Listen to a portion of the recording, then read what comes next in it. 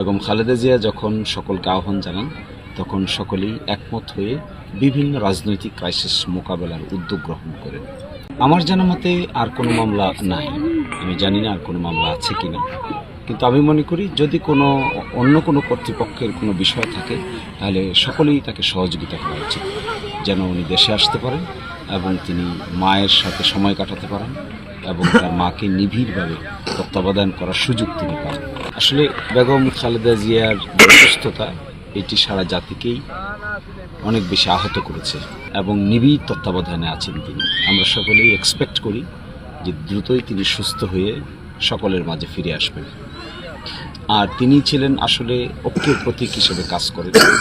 যে যত মতবিরোধী থাকুক না কেন, বেগম খালেদা জিয়া যখন সকলকে আহ্বান জানান তখন সকলেই একমত হয়ে বিভিন্ন রাজনৈতিক ক্রাইসিস মোকাবেলার উদ্যোগ গ্রহণ করেন।